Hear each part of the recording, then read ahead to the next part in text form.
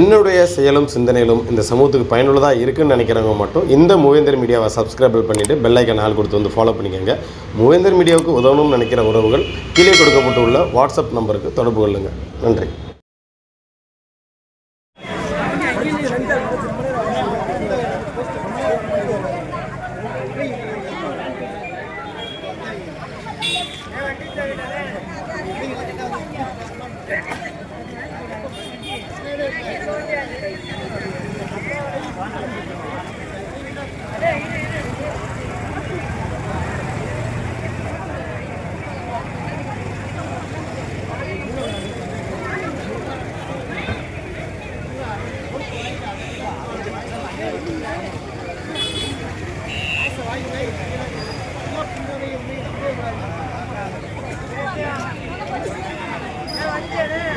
அனுப்பாடு வந்து இப்போ ஆம்புலன்ஸ்ல 12 நாளைக்கு வருதுண்ணே. அதுக்கு வந்து அதெல்லாம் ஆர்கனைஸ் பண்றதுக்காக பசங்க ஒரு சோறு விளம்பரமும் பசங்க போறப்ப 25 டிஷர்ட் வச்சுட்டு நம்ம பசங்க எப்பயும் போல நம்ம ஊர் மரத்தடி இருக்குன்னு அங்க உட்காந்து பேசிட்டு இருந்தாங்கண்ணே பசங்க.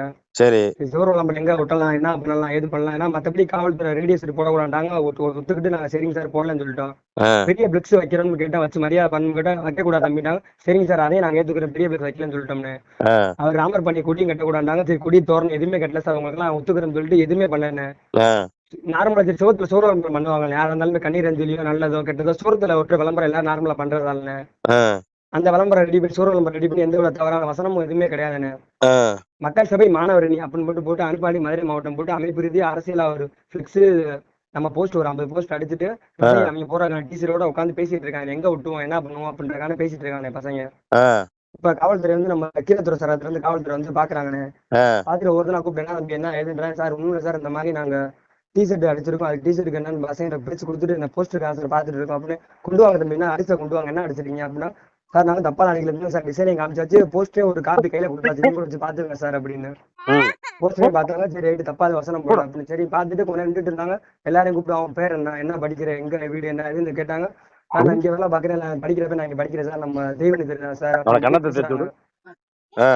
அப்படின்னு சொல்லி எல்லா அவங்க தகவல் சொல்லிட்டாங்கண்ணே. சொன்னதுக்கப்புறம் சரி இன்ஸ்பெக்டர் அவங்க பாக்கணும் ஸ்டேஷன்ல கண்டு போங்க அப்படின்றாரு.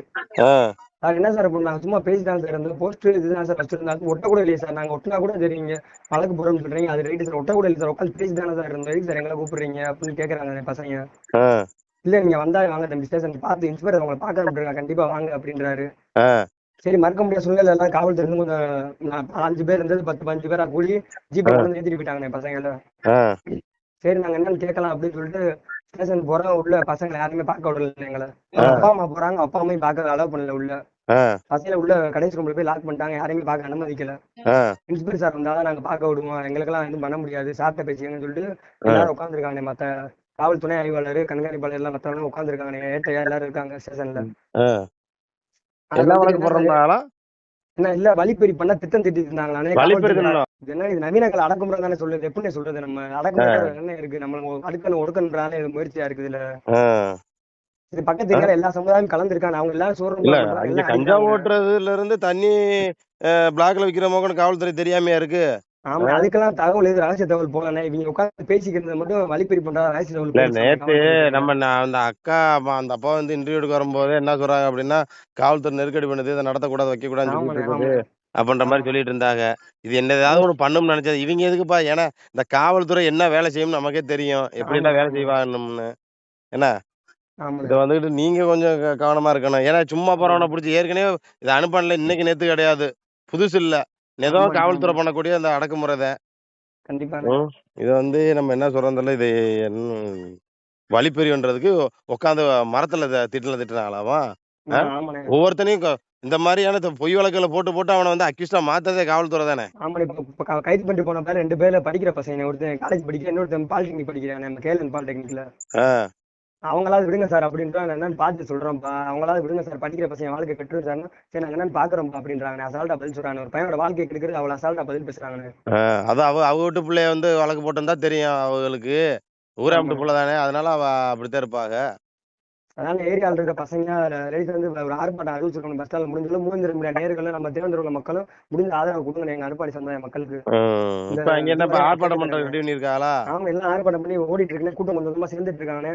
திருவனந்தபுரம் மக்களும் 3 நேர்கள் கொஞ்சம் ஒத்துழைப்பு கொடுங்க. நீங்க முடிஞ்சா நேரில் வாங்க களத்துக்கு. இல்ல நம்ம இங்க மதுரைக்குள்ளே இருந்தா நம்ம வந்திருக்கலாம். இப்ப நம்ம ஊர்ல இங்க இருந்து 60 கிலோமீட்டர் அங்கிட்டு வெளில இருக்கோம்ல. இல்ல சரி, உங்களுக்கு நான் வீடியோ கூட நான் எடுத்து வீடியோ ஃபுட்டேஜ் எடுத்து எனக்கு கொஞ்சம் போட்டு விடுங்க. கண்டிப்பா நான் கண்டிப்பானே. சரிங்களா? சரி பாருங்க. அமைதியான முறையில் உட்காருங்க. ஏன்னா இதையும் வச்சு காரணம் சொல்லி இவங்க கலவரத்தை தூண்ட நினைச்சாங்க. இங்கிட்டு வந்து இதை விட்டு எரிஞ்சாங்க, அதை விட்டு எரிஞ்சாங்க, காவல்துறையில வேலை செய்யும். இல்ல அரை வழியில அமைதியான முறையில தானே போராட்டம் பண்ண போறோம். சரி, தகவல் உங்களுக்கு சொல்றேன். கொஞ்சம் கவனமா பாருங்க. இந்த ஆடியோ வெளில கொண்டு போட்டுமா? கொண்டு போனேன், வெளியே கொண்டு போனேன். மக்களுக்கு கண்டிப்பா தெரியணும், அனுப்பல என்ன நடக்குன்றது எல்லா மக்களுக்கும் தெரியணும். சரி. சரிங்க. சரியா மகிழ்ச்சி. சரிங்க.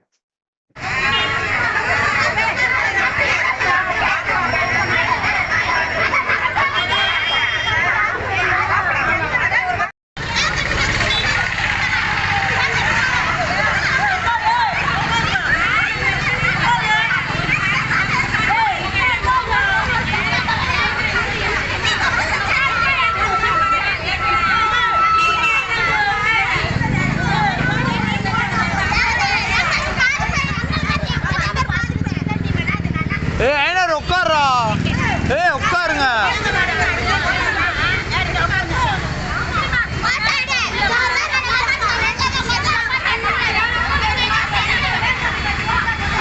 என்ன ஒரு நோட்டீஸ் ஒட்டுனதுக்கா?